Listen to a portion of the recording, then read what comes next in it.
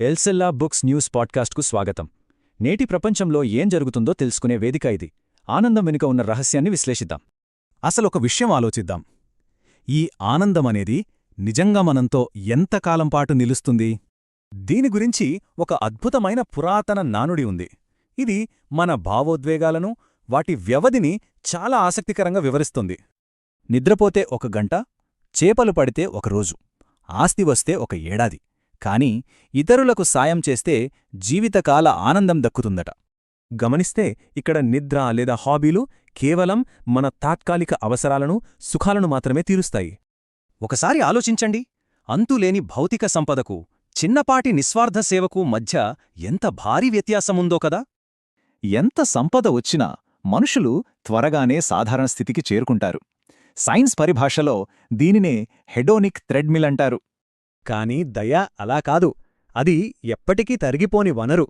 ప్రతిరోజూ మనం ఇతరులకు సాయం చేస్తూనే ఉండవచ్చు. దీని వెనక ఉన్న సైన్స్ చూస్తే ఆశ్చర్యపోతాం. ఇతరులకు సాయం చేసినప్పుడు కలిగే ఆ మానసిక ప్రశాంతతను హెల్పర్స్ హై అంటారు. సాయం చేసినప్పుడు మన మెదడులో ఆక్సిటోసిన్, డోపమైన్ విడుదలై రక్తపోటు తగ్గి గుండె ఆరోగ్యం కూడా అద్భుతంగా మెరుగుపడుతుందని సైన్స్ చెబుతోంది. కాబట్టి పరోపకారం అనేది కేవలం నైతిక బాధ్యత మాత్రమే కాదు, అది మన ఆరోగ్యకరమైన మనస్సుకు ఒక ఆచరణాత్మక వ్యూహం. పూలు ఇచ్చే చేతికి ఎప్పుడూ సువాసన అంటుకునే ఉంటుంది. అంటే సాయం చేసేవారికే దాని తొలి లాభం చేకూరుతుంది.